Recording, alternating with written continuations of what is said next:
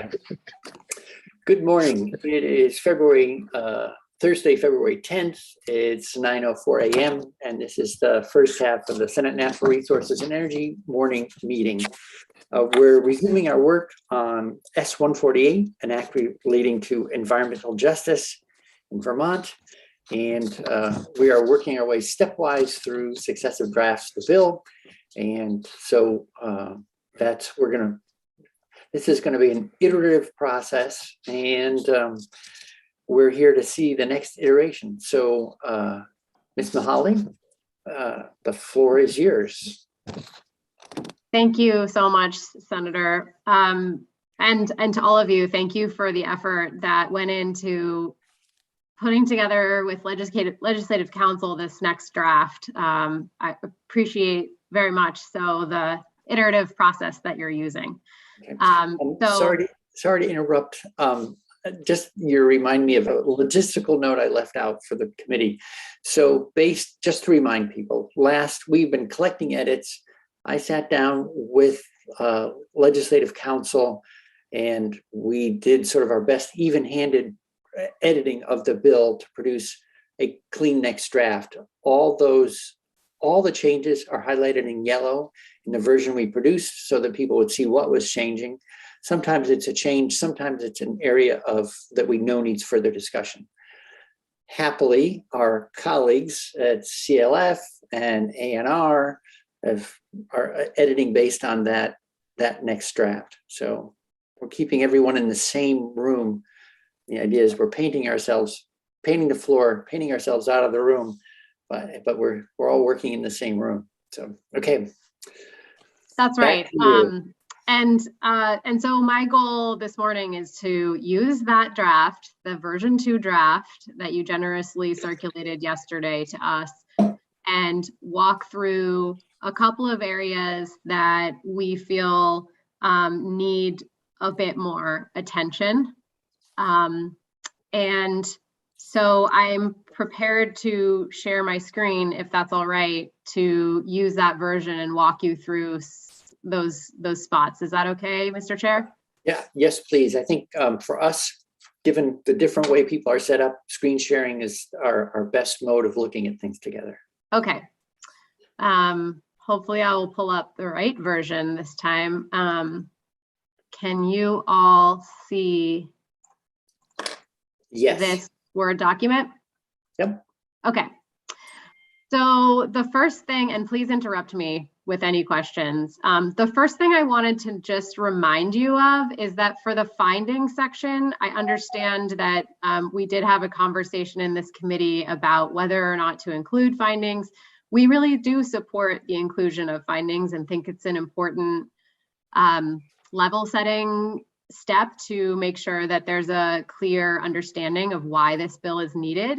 But I would note that the Environmental Justice Clinic at Vermont Law School did spend last week scrubbing the findings and distilling them a little bit and making sure that every paragraph had a citation so that there was no statements of opinion.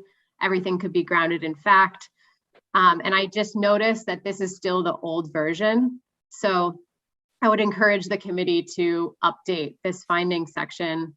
And I'm happy to circulate that memo to the entire committee or to Ms. Newman, whatever is easiest.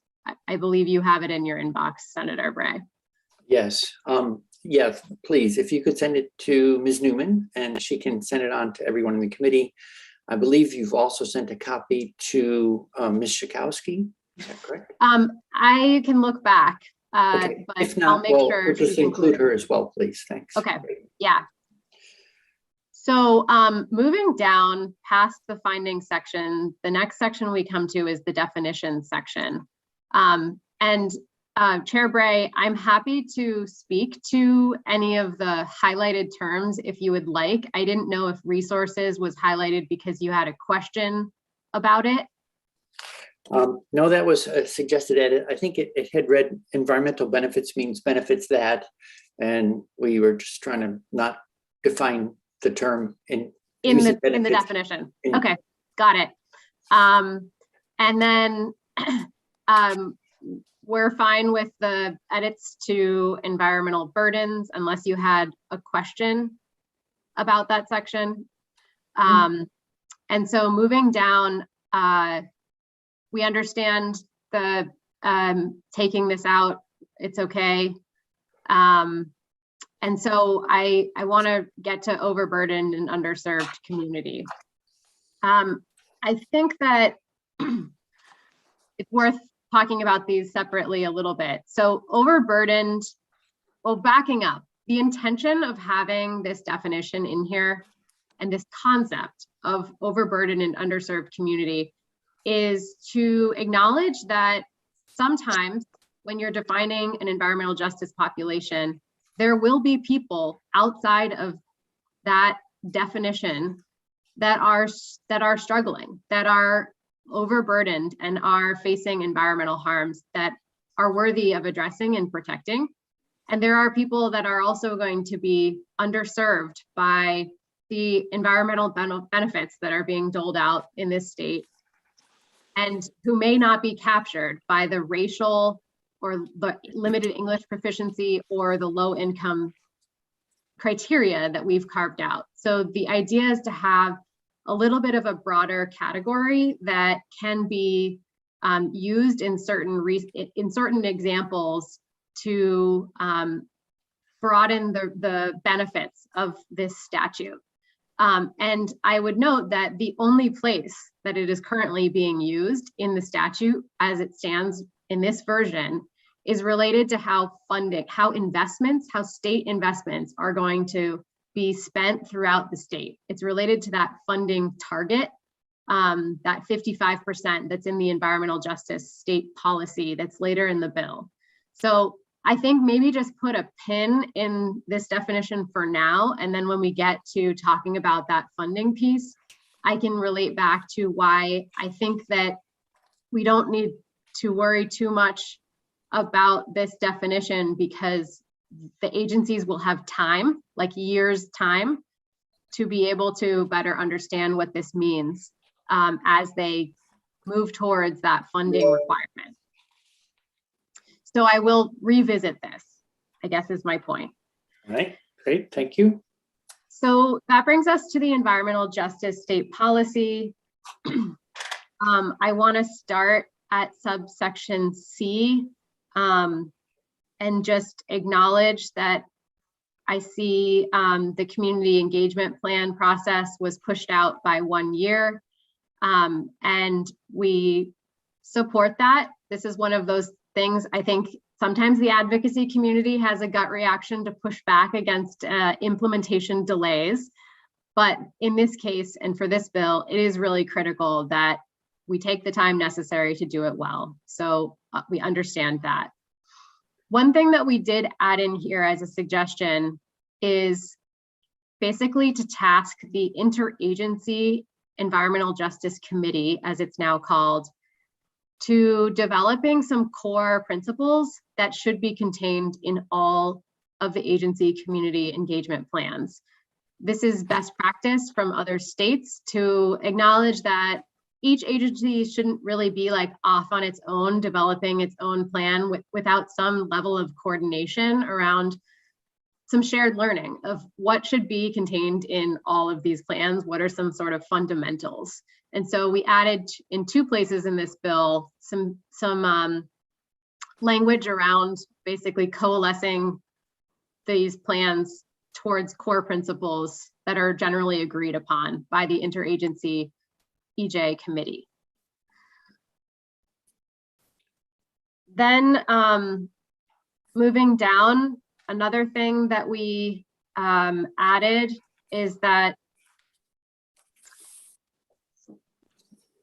this is where we are reminder, we're in the environmental justice policy right now, and towards the end of the policy is where we start talking about how are state agencies going to be committing investments in the state. And overall, in the first version of this bill, we had established a mandatory target that states invest 55% of funds in environmental justice and overburdened underserved communities. In conversation with the Agency of Natural Resources, we have proposed some revised language for this section that we think makes it more closely aligned with the Federal Justice 40 initiative, which is what we were trying to do in the first place, was have a sort of state version of that Justice 40 initiative.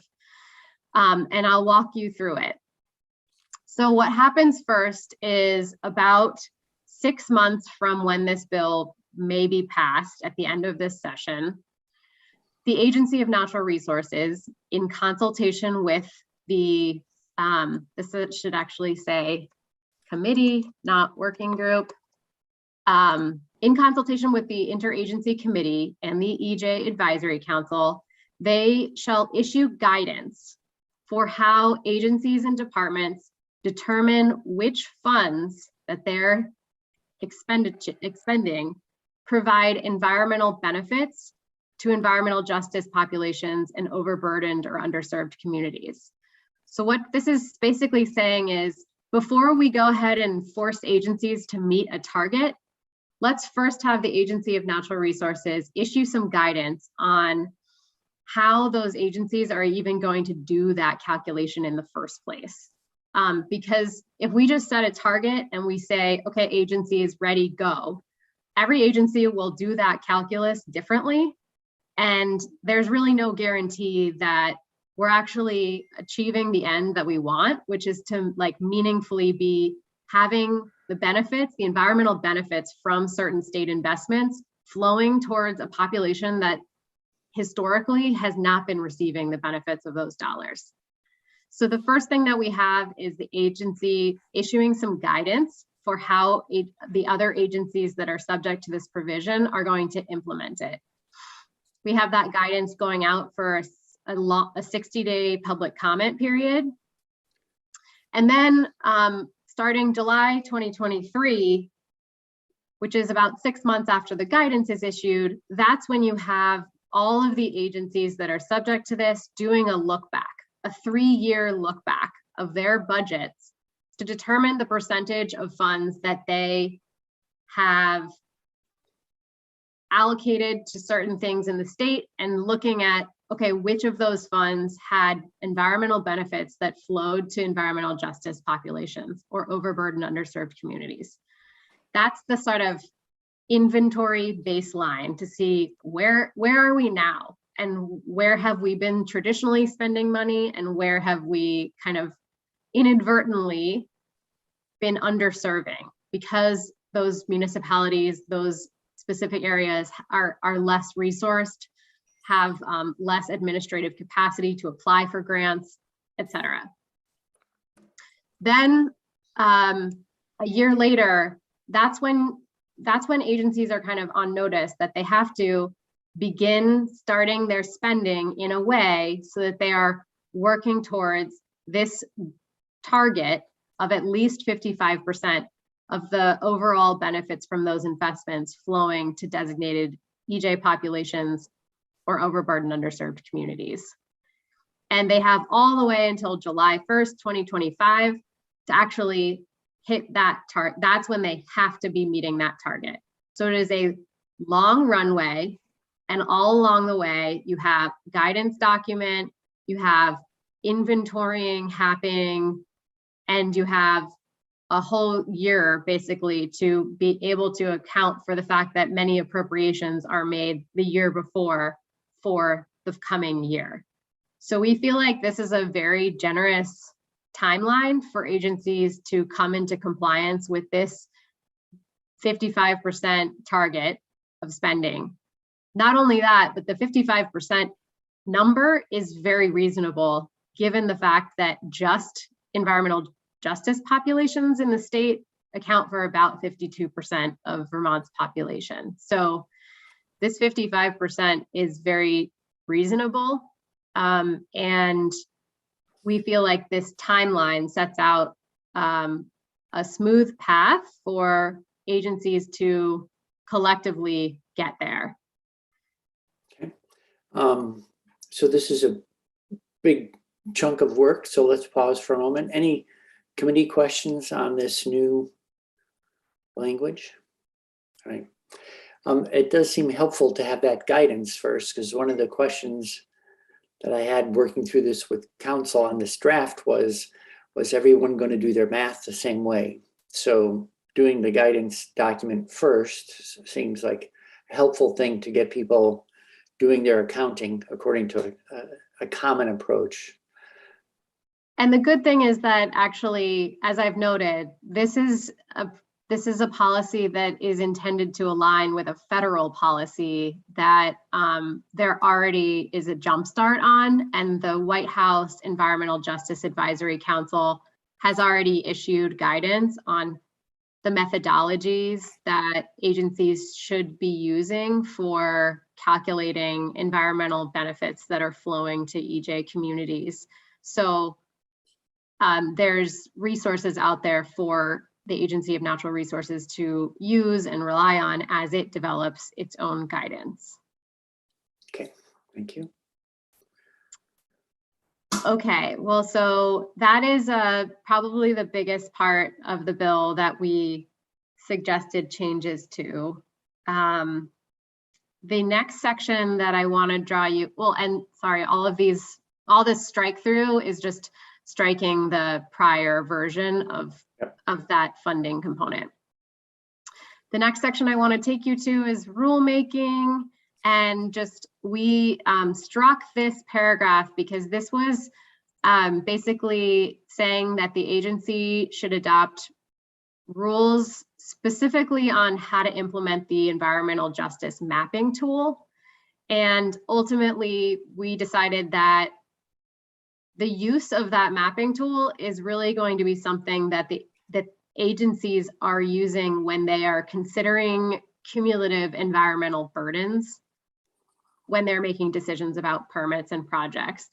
And because of that, this rule under A, which is a rule around how to implement consideration of cumulative environmental burdens, can easily absorb the how do you use this EJ mapping tool. It doesn't make sense to have a separate, wholly separate rule just for the mapping tool. So for conciseness and clarity, we took this section out.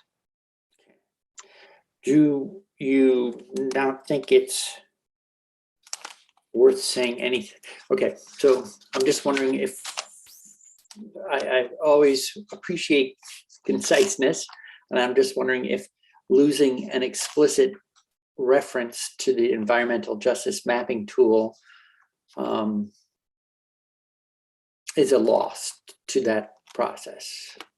So I mean, one option could be, it's a good question, and one option could be that you include in section A a reference to the environmental justice mapping. Right. So it says shall adopt rules to define and implement consideration of cumulative environmental burdens and use of the environmental justice mapping tool, right, as required by. Something along those lines. Anyway, yeah. An idea, just floating. Yeah, no, that's a good idea. I'm making a note.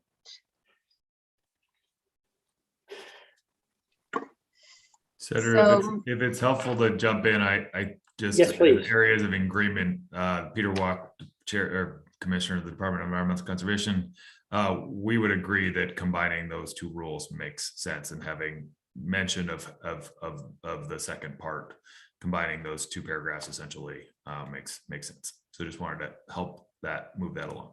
All right, great, thank you very much. Yet another kumbaya moment in the world of bill development. So. Yeah,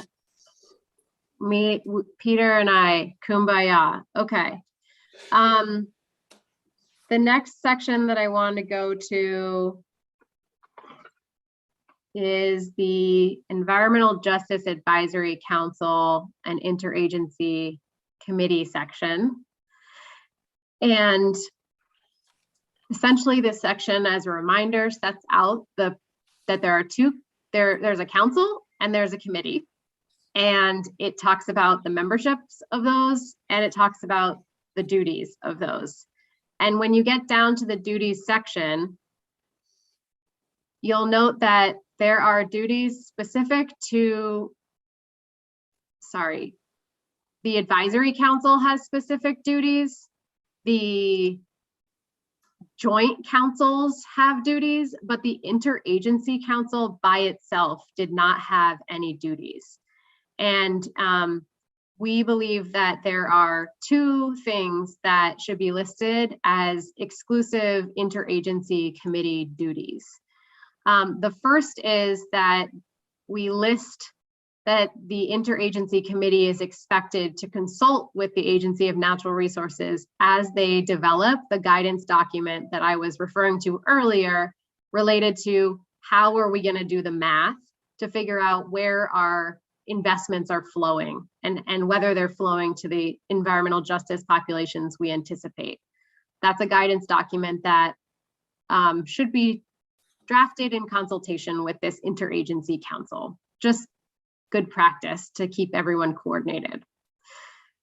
The second is that going back to those core principles that I alluded to in the environmental justice state policy section, when agencies are developing their community engagement plans, having this interagency body agree on a set of core principles of what to guide and coordinate the development of those plans, so that there's some synthesis together of making sure that these plans are harmonized around certain principles, as opposed to kind of each agency reinventing the wheel. So these are two specific duties that we suggest be included for the interagency committee. Okay. Thank you. My last comment is just scrolling all the way down to the very end around the annual report. It just seemed like this maybe was a relic.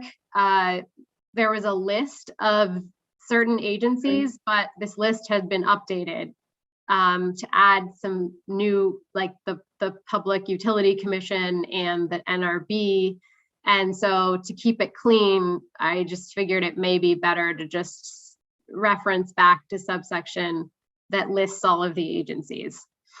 And so that concludes the major pieces of the bill that we feel like still warrant attention. And I'm happy to also chime in of if there are areas of consensus when Commissioner Walk is speaking about the agency's perspective. Okay. But happy to take any questions as well now. Okay, well, and your last edit here was one that I have flagged on my copy. You know, like there was the Department of Redundancy department didn't pick up on that. And so we'll just have a single place for it and cross-reference. And then I guess before moving on, I guess I need to emphasize every time that I have the mic that, you know, we do support some significant funding to go along with this. And I know that's something that you all are working on, and we look forward to participating in that discussion. Right. Thank you for that. And so an update, I reached out to the Catherine Benham, head of JFO, last Friday, I think it was, and asked her to reach out to all the operating areas named, including the NRB and PUC at that point. We're already on the list. And to ask them, you know, what kind of expenses they expect to costs they would see in implementing S148. So the bill's evolving, so it's a little tricky, but at any rate, so there's JFO has a formal request in to reach out to every operating area.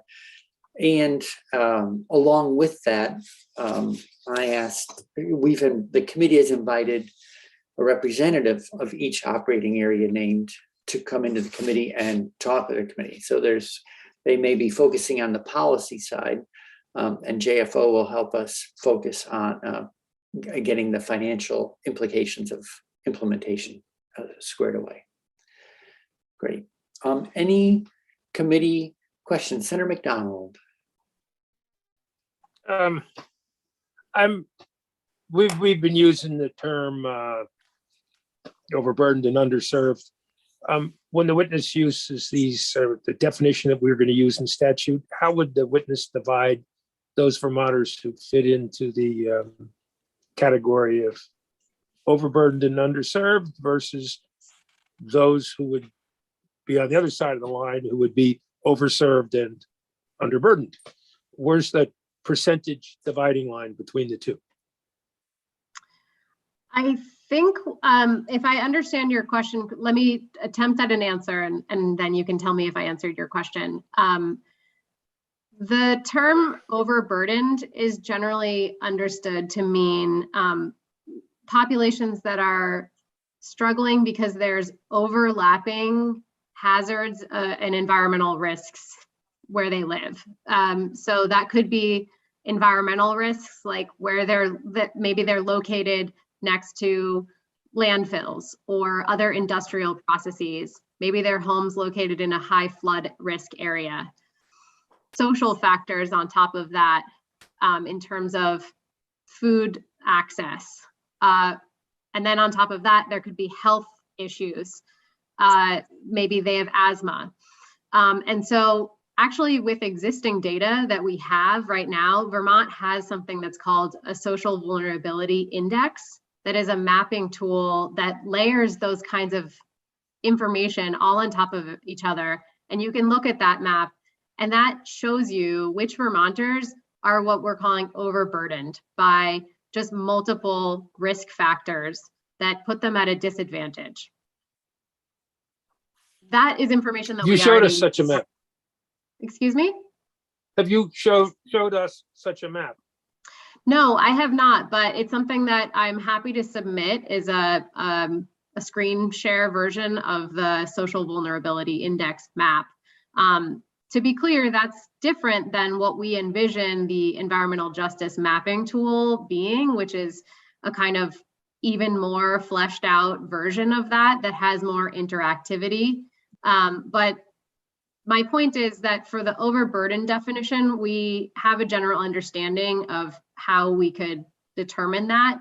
The underserved portion of it is something that I think we are acknowledging that we need a little bit more information. And when agencies do that 3-year look back of where has our money been flowing? Where have the grant dollars that fund things like flood resiliency or renewable energy or improved food access, where have those dollars been going and where have they not been going? And there are certain communities in Vermont that repeatedly over those 3 years are not actually benefiting from state dollars. Those are the underserved communities. So when, Mr. Chair, when we're talking about where the money is going, I would suggest it's going to the underburdened and the overserved. But I would, if that were the case, I'd ask you to define and tell us what's the percentage of the Vermonters that fall into one side versus the other. And if you've talked about mapping, show us the darn maps. When we talk about redlining by insurance companies, they draw maps. And we don't insure these people, but we do insure the people on the other side of the red line. Could you show us a map that tries to describe what you are describing in words? Could you show us in a map or give us a percentage? So we can Real give you a estate agents percentage. have maps where they show homes and they don't show homes based on the people they deal with. They have a map, they don't share it. So could you show us a map? If you're going to talk about maps, could you show us? We do have a map showing the environmental justice populations, but we do not have an exact map that is showing underserved populations. And that's partly because we haven't collected the data to be able to get there. And that is something that we acknowledge. And that's why there's a 3-year process before state agencies would be required to meet that target to better understand where those underserved populations are. But it looks like Commissioner Walk might have a response to your question as well. And then finally, if there's if 50% of the people fall into the category of underserved and over whatever, and the other 50% fall into the other, give us a percentage. Rather than talk in generalities, and could we know what sort of numbers we're talking about? So let's go to Commissioner Walk and see what he can offer, and then we can come back to Ms. Mahaly as well. So Senator McDonald, I appreciate exactly what you're saying. It's one of the things that we've been struggling with, is try to how do we apply a definition that we haven't defined yet, and therefore we don't have, I can't give you the percentage because I don't know what the definition is, right? So we're in a chicken or an egg situation at the moment. As we've been thinking about how to integrate the overburdened and underserved concepts, right? We can sort of describe them in plain language without getting into a lot of specificity. There is an opportunity to, the question really becomes, how are we going to use that information? And there are two pieces that it could be, that information about what constitutes and who is in an underserved or overburdened community has two potential ways it could be implicated. First is in the funding component that Ms. Mahaly discussed. The second could be, and this is one thing that we wanted to raise as a concept with you today, and I haven't had a chance to discuss this with any of the other stakeholders, but I just wanted to sort of, something we thought about this morning, is the idea of you're asking us in this bill, in consultation with the Environmental Justice Advisory Council, to review the definition of what constitutes an environmental justice population. Should we think about the concepts of overburdened and underserved and do some analysis to understand whether or not we are hitting, with the definition of environmental justice population, those who are overburdened and underserved as part of that definition, so that we're talking about one conceptual sort of framework for review or not. Obviously, as the environmental justice mapping tool that Ms. Mahaly talked about isn't and should not be the binary components that you're talking about, Senator McDonald, because inequities are a spectrum. They are not you either are or aren't. And so we need to be cognizant of that fact as we're thinking about those tools. And so that's why, I mean, originally where we had talked about the environmental justice population really being an environmental justice focused population, where we wanted to focus our additional efforts to support that work. So in my mind, there's an opportunity to do the work with the advisory council to understand how we would apply those overburdened and underserved concepts, to be able to make it so that we can describe that to you and to others as to what that means and what it means in the context of the definition of an environmental justice population. Mr. Chair, I certainly agree with the witness. And so we understand what these definitions are in the context of the statute that we're writing. So they're all words. A map isn't, a percentage isn't.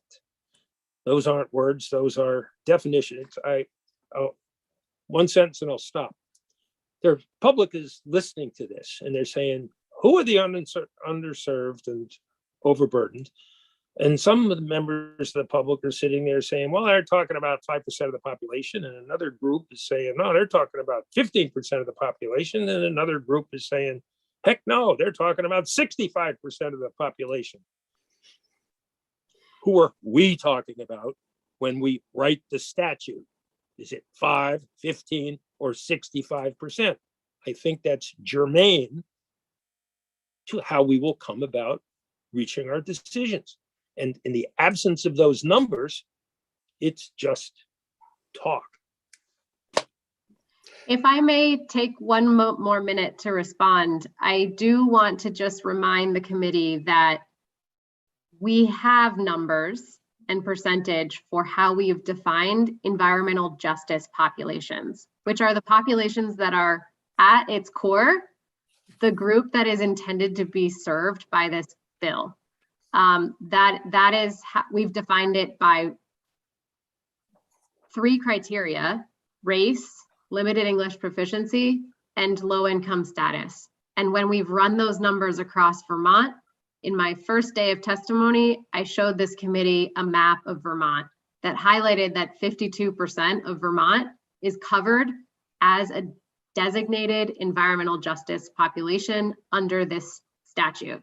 What we're talking about with the overburdened and underserved community is likely a small sliver of the population above and beyond the environmental justice population that, as Commissioner Walk has noted, there is a spectrum, and we want to make sure that those that are not captured by the race, limited English proficiency, and low income status, that we're not drawing a absolute hard line stop on where we're able to allow the benefits of this bill to flow.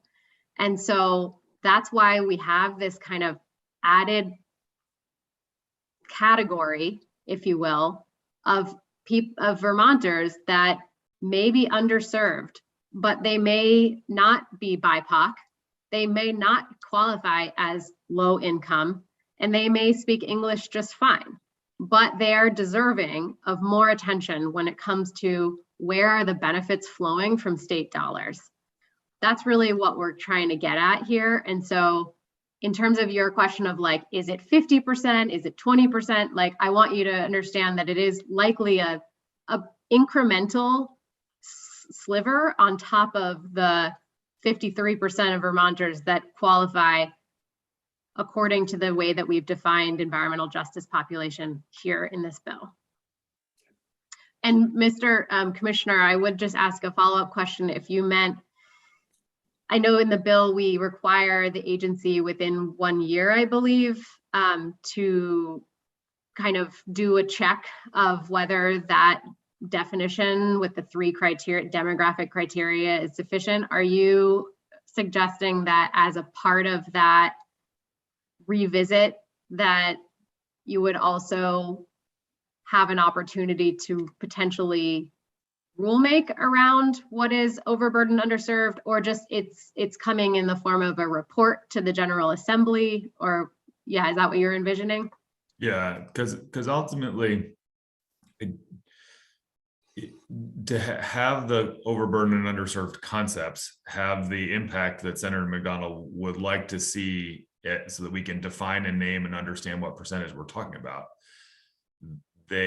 We're saying that they are inequitably burdened or underserved, and therefore have a sort of an environmental justice focus to the community. And so to include them in the overall process that we're talking about makes more sense logically to my mind than it does to have them be a separate but not completely equal sort of separate identified population. And so it makes sense to me to at least have done that review and think of, essentially look at, one, we need to sort of have a conversation with the advisory council on what we think overburdened and underserved means, how we could then apply it, and then report back to you on recommendations that we made to say, these are the gaps that we think you missed in defining environmental justice population in the first attempt at the legislation.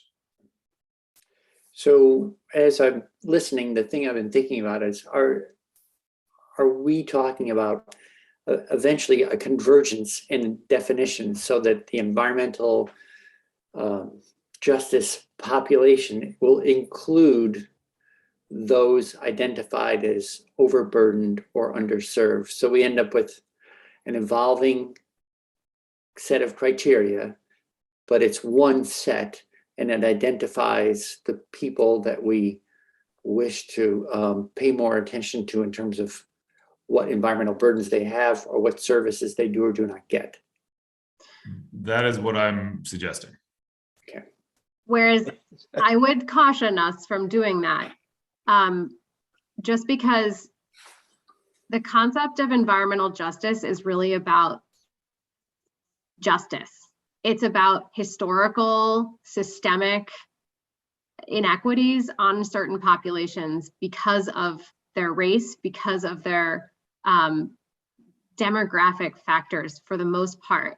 And just because there's a community that may be underserved by state resources, that does not make them an environmental justice population. That may mean that they are underserved. That may mean that they are deserving of more state dollars. But I think we have to be very careful about like diluting the term of an environmental justice population.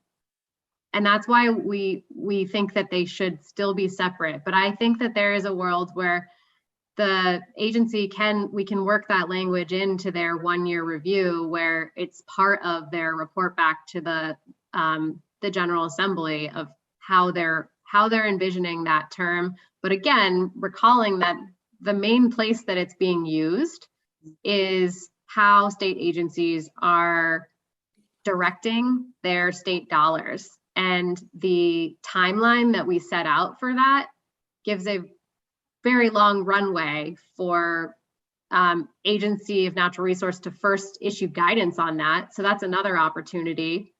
6 months after passage of the bill, where they're going to be in a position to reflect on what those definitions mean. And then 6 months after that, there's going to be that 3-year look back when we're going to get more information. So I think this is a definition that we'll have a better understanding of as we get closer to needing to actually act on it. Okay. The other thing is, so these definitions have been tied in these conversations primarily to funding, and I can understand that as one of the tools. Can you and Commissioner Walk, I don't want to interrupt you, Commissioner Walk, you may want to do a systematic response to this, but we haven't talked much about permitting.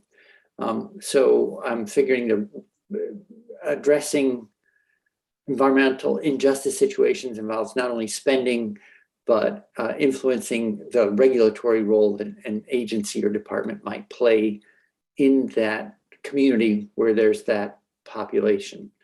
So I don't know, I'll make something up on the fly, which may not be very apt. A new project's proposed, it might actually have a de minimis impact environmentally, but if it's already an overburdened community, that it might be judged that at that point, even a de minimis impact is asking more of that community than you would think would be quote unquote just or appropriate under the, is that kind of conversation? Are you anticipating that kind of impact of this rule on state behavior? That's precisely what the cumulative environmental burden rule that you've included here is intended to do, and I think you should all be very clear on that, right? If we're in our environmental decision making, what essentially that would do is say, based on the sort of the environment in which a application is being submitted, that project will be reviewed not simply for its ability to meet existing permit criteria, but also for how it fits in with existing facilities within a community.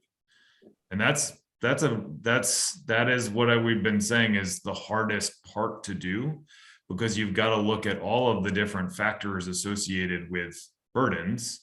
That could be water quality burdens, that could be air quality burdens, and figure out how they interact together to reach a level at which we have described it as some level of undue environmental burden. And that's a challenge. That's something that states around the country have been starting to grapple with. And you know, we've talked about the New Jersey bill a bunch about how they're sort of the first to take on that approach.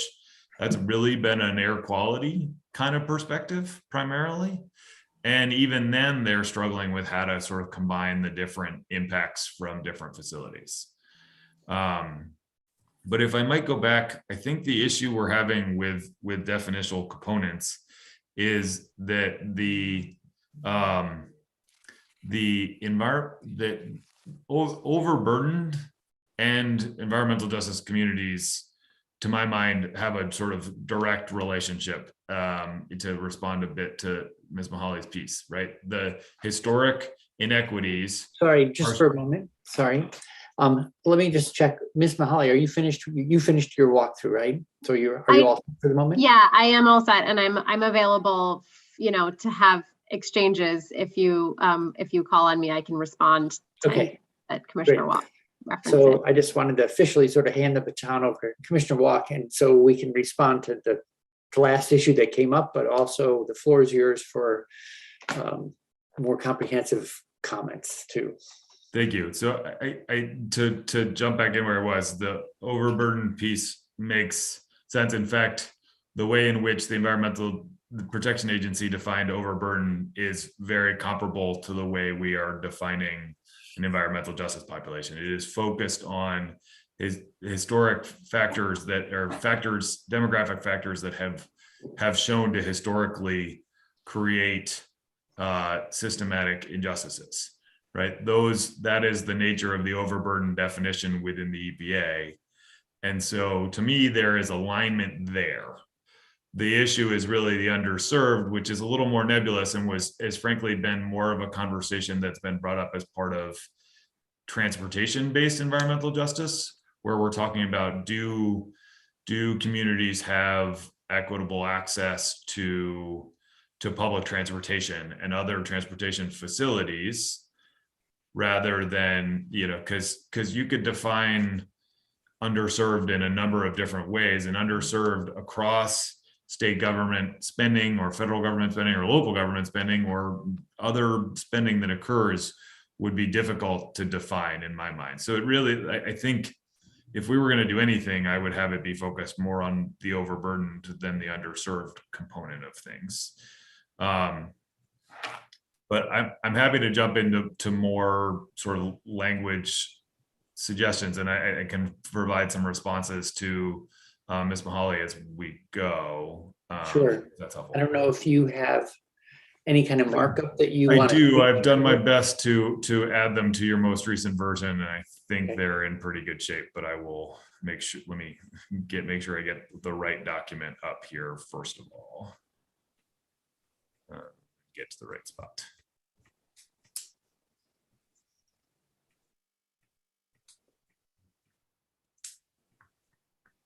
I'm going to bypass the findings because I believe that is something that you were going to discuss. Jude, would you mind giving me the permission to share my screen?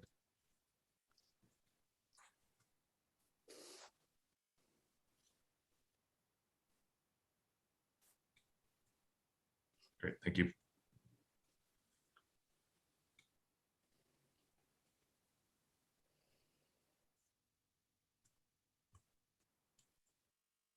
Got lots of documents open that say a lot of the same things. So, or have a lot of the same titles. So can you all see my screen now?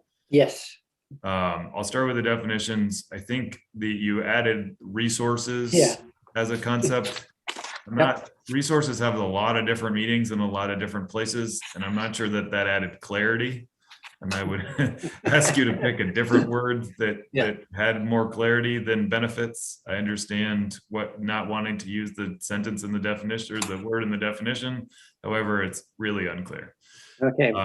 If you have a word that jumps to mind, we're always open. I'm happy to think about a different word or pull out my thesaurus at some point down the road. All right. Going to scroll down because I think so. So this speaks to the definition of overburdened underserved, speaks to our conversation that we just had. To my mind, I do think there's an opportunity to review that, and as part of the definitional review, and determine whether it should be the environmental justice population definition should be inclusive of these concepts or it should remain separate. But I do think that they are interrelated, and so we should be thinking about what we mean by them, because if we mean for them to be, if a community is overburdened but not mapped as an environmental justice population, do we intend as a state to apply the other sort of components to this to make them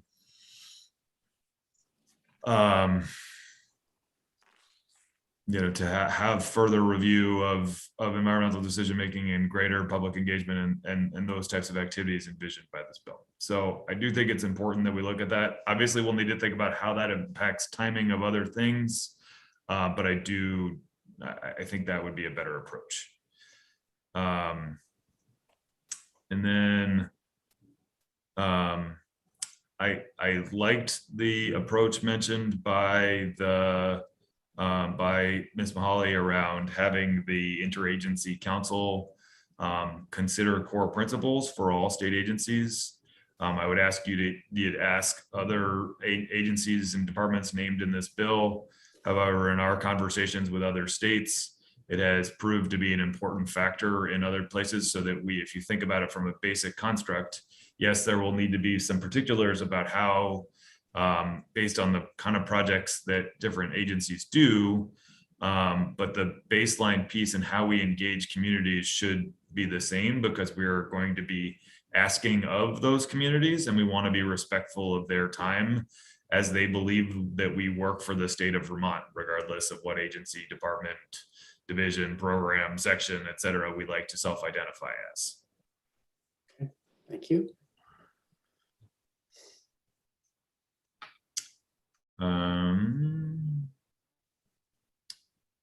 So I thought the idea that CLF brought forward around the process for developing the funding component made some sense. I think it's going to be very helpful to understand what those things mean in terms of how we're tracking funding, because as I've mentioned before, not all environmental and transportation and other spending is purely positive in nature from an environmental justice context. And so we need to make sure that we're tracking things appropriately. I do raise the question of whether or not you are actually creating a requirement, and whether or not that would be more honestly put as a goal, because you are attempting through this to bind future legislatures to appropriate funds for projects that match the 55% threshold, which from previous conversations with you all, you typically don't like to do. And there's nothing to prevent a future legislature from notwithstanding this entire component and spending dollars precisely as they want, rather than setting. So in that form, it really becomes a non-binding goal.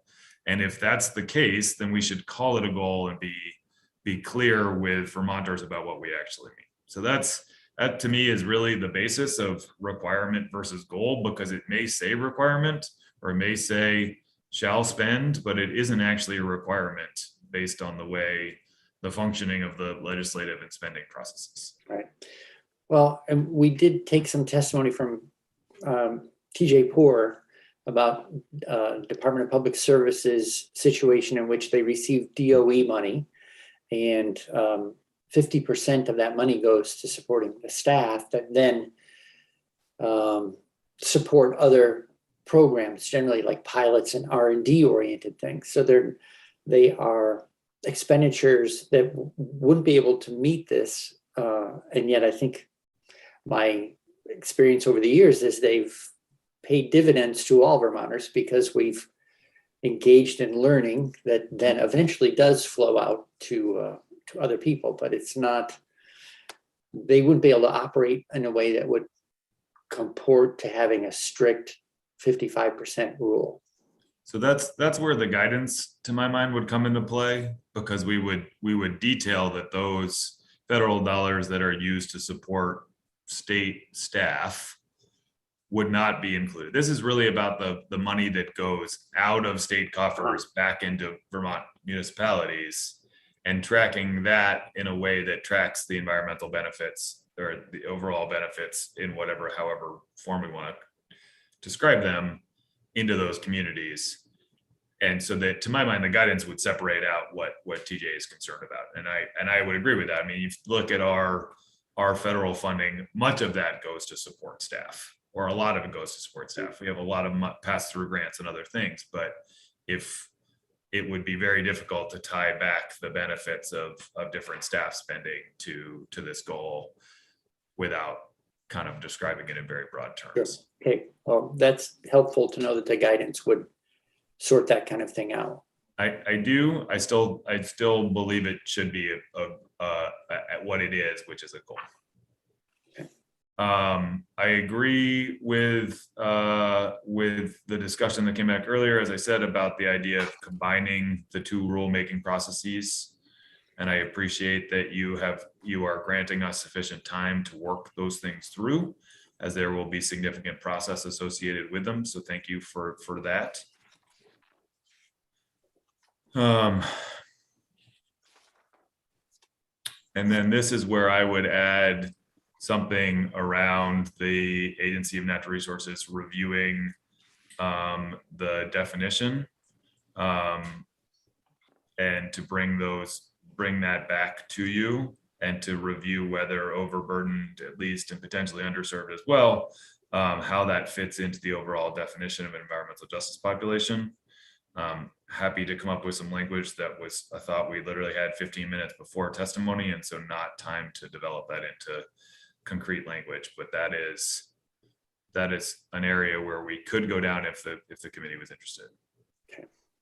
And then this section or this component would be new. This is what I was articulating to you in verbal words, without written word, to be able to capture the idea of a 3-part consultative process through rulemaking, whereby we would start with a scoping discussion with the advisory council on what a proposed rule, what a kind of rule in the makings should include and should cover.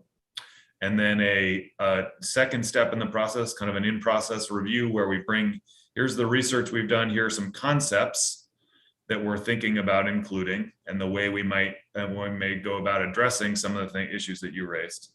And then the third step of bringing forward a draft proposed rule for their comment prior to it going to ICAR. To my mind, that is best practice for developing rule. That prevents any sort of surprises through the rulemaking process. I have a hard time believing that getting a fresh rule, anybody who's ever read one of A&R's rules, getting it without having ever read it and getting it 45 days prior and having to decide whether it meets the needs of environmental justice populations would be hard pressed if we hadn't walked through the here's why and here's what we're considering and all of those things. I imagine those who sit on LCAR understand what I'm trying to say. And so that is the way we address the desire for the advisory council to have real input to the process. I don't believe that the discussion around the idea of voting for or against a rule in this solely in the environmental justice context is appropriate. You've created an Administrative Procedures Act that requires a process that all state agencies going through. And by doing this, you're saying essentially that is inadequate. And that may be true, but that should be addressed through that piece of law, not through a separate add-on that only applies to the environmental justice policy of the state of Vermont. And that's where I really struggle with this concept. And so we would not be supportive of that approach. Okay.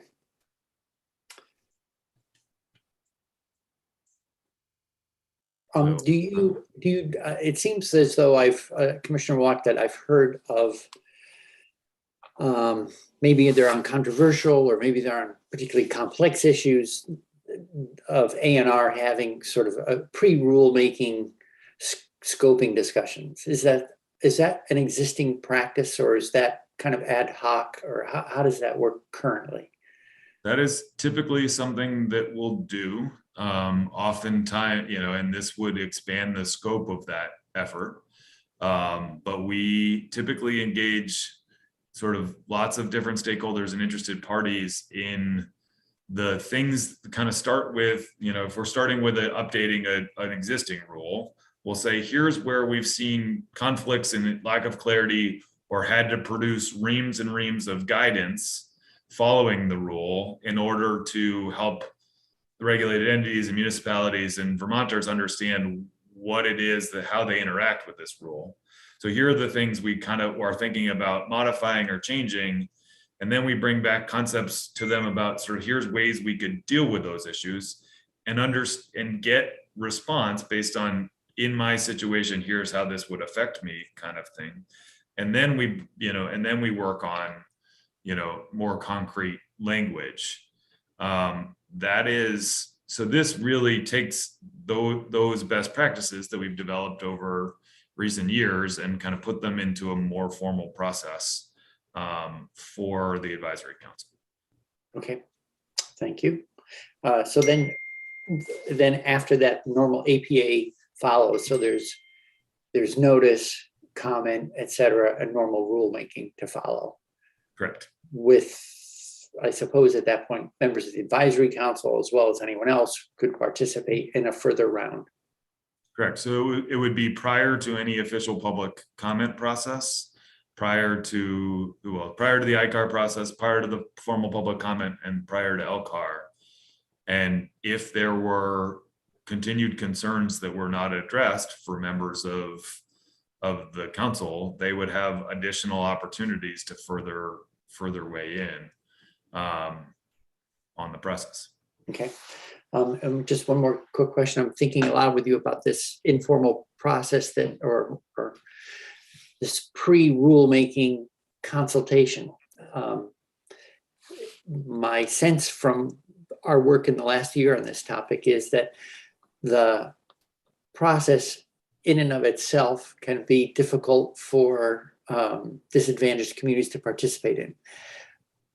And so are you feeling like so I put this out to all the everyone participating in this, but are you feeling confident that the process that you would envision for working with the advisory council would overcome that kind of the inherent limitations of traditional formal government comment periods, which are sometimes just difficult for people to participate in? I think that it will improve upon things. I will say that the other thing to bear in mind is that you're also asking us to improve upon our overall public engagement through the development of community engagement plans, which would sort of set pathways whereby state agencies would make themselves more accessible and transparent to the Vermont public.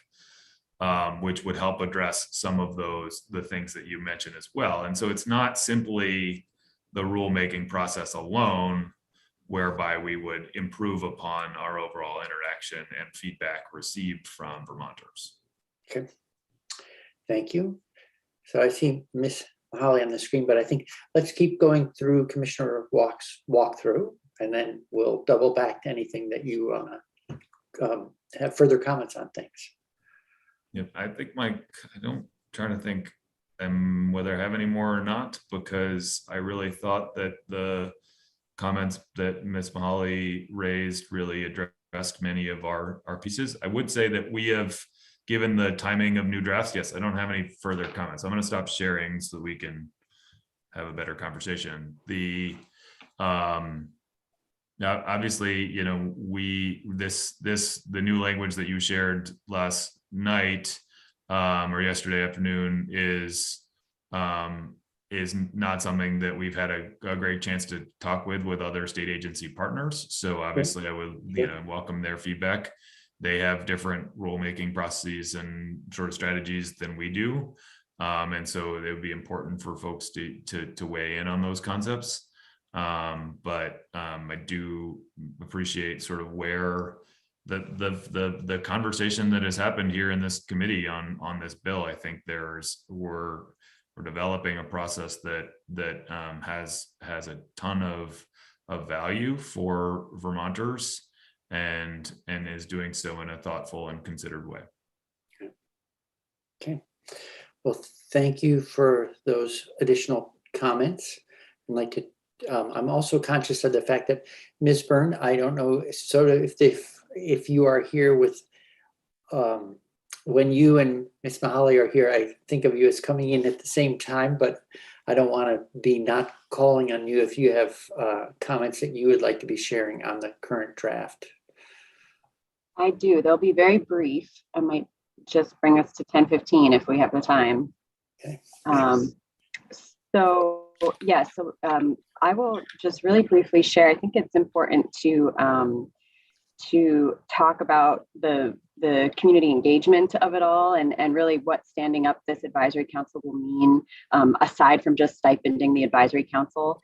And I'll just, for the record, my name is Jennifer Byrne. I'm a fellow in the Environmental Justice Clinic at Vermont Law School. I'm not an attorney. I've studied environmental justice policy. And I would, for the last 5 years, just to remind the committee from my very first testimony here, for the last 5 years, we've been working, the Rejoice Project has been working to really inform this policy and get to this point where we can, meaningfully engage with you all and develop a relationship with our agency partners over the past 5 years. So that is why you see a lot of agreement, and it's been a lot of relationship building and investment of time and resources. And I just want to take us for 1 second to our reports from Rejoice, environmentaljusticebt.org/rejoice. And you will see these stories of overburdened and underserved community members. And just to point out the emphasis that mapping doesn't capture stories, and it doesn't capture all the burdens that are being placed on people. And so that's really the importance of community engagement work. So I really encourage you, it's more light reading than legislation. I think you might enjoy reading through some of these community summaries. There's a lot of quotes. They're super easy to digest, and it's just really interesting to hear straight directly from overburdened Vermonters. And so with that in mind, I want to take you really briefly. I drew up a budget sort of based on our work over the last 5 years of what this really means and what it costs. We are consistently, shortchanging ourselves. So we're very frugal with our funding. And this is just a snapshot of what we think it will take to really stand up this advisory council from a community engagement perspective and really involving the community around selecting the council members, and then also how the council members can have the ability to work within their community and represent them in a meaningful way. So you'll see, I think the part I really want to point out, and then I can take questions on this, is this a column I on funds for community engagement. You'll see we have the per diems, that this is set at the state rate. But then you'll see over here that these funds for the actual community engagement are what we're suggesting here is for each council member to have a pot of money that they can go to their community and engage with their community. And if I scroll down, you'll see how we break it out.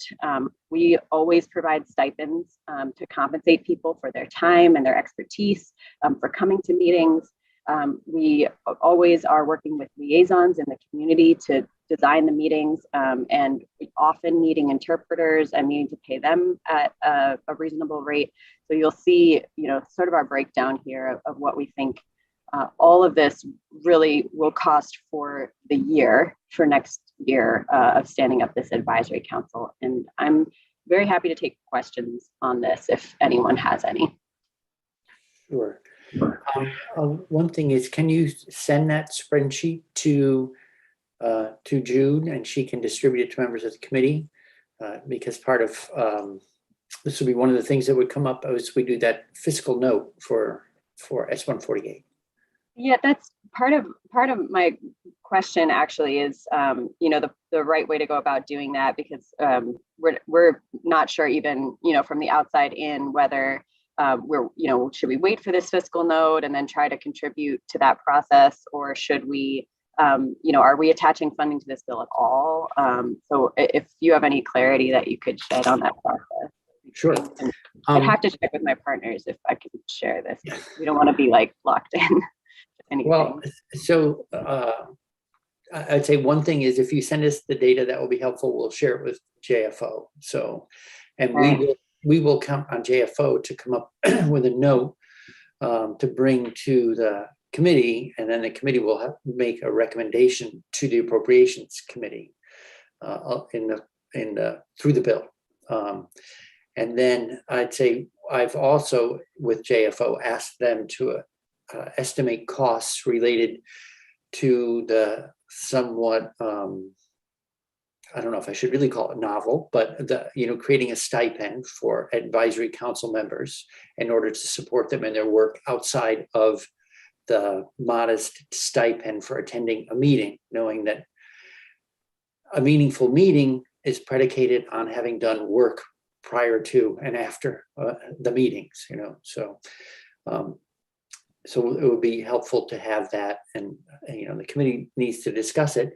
And not to dodge this sensitive issue, we have many people that volunteer or get just the daily, the per diem for participating in different councils or committees. And so I think we want to be mindful that we're considering doing something that, as best I know, is, if not novel, somewhat unusual. Okay. And let's have a straightforward conversation about that and consider making that investment. So this would be very helpful to us, particularly as it spells out that unique aspect of what the bill, I think, will be addressing in the end. Support for advisory council members. Okay, yes, I'd be happy to share it, and just as long as we know this is preliminary and sure, not exact. Yeah, we can get you a very exact budget, though. We have a really excellent budgeter on our team. So. Okay, well, and what I will do is connect Joint Fiscal Office with you, and they can ask the money questions better than I can. So that sounds great. Thank you so much. Great. All right. Any committee discussion on? I mean, it's very early. Senator Westman, you are a member of APROPS. I don't know if, as a member of APROPS, that questions come to mind sooner rather than later for you, or not. Just the money will be in the budget because we don't generally carry individual bills. Everything gets stripped out from every bill and put in the budget so we can keep track of where all the spending is. Right. Yeah, thanks for saying that. So, in case someone saw us, I'm anticipating we'll put a budget in this bill. We send it along, then appropriations as their regular work process pulls those out and sees how much money all the spending adds up to, and then it all gets reconciled at the end. If anyone were to see that money sort of quote unquote stripped from the bill and thought that meant we were defunding the bill, that would not be correct. It's just the normal way of handling requests that always exceed the total budget we have. Okay, all right. Well, you've timed it perfectly, bringing us to 1/4 the hour. Senator Do you mind also, Mr. Chair, I appreciate that going in the chat, but could that also be emailed to Daphne? Okay, great. Thank you so much. Not Daphne, Jude, getting my committees. I asked Jennifer to email. Thank you. Okay. So thank you for that. So we will take one question. When you look at these, the question for joint fiscal would be what sources of funds would we use to do this? Are there any federal sources? Are there, is this expected to be all general fund? Okay, thank you. I will get back in touch with Catherine Benham and tune our fiscal note request. Yep. All right, so we have a brief break. 10:19, we'll reconvene at 10:30. At that point, we can, if there's any final remarks on the current draft, I would ask both Ms. Mahaly and Commissioner Walk to send any language. I think, I'm going to try to keep us marching along by incorporating things, not sort of without prejudice, doing my best to fairly integrate what we've heard. And then it doesn't mean that we can't repaint something, but I'm going to try to use the additional work that you've done and come up with the next draft for next week so that we will move forward one more notch, meeting by meeting. Okay.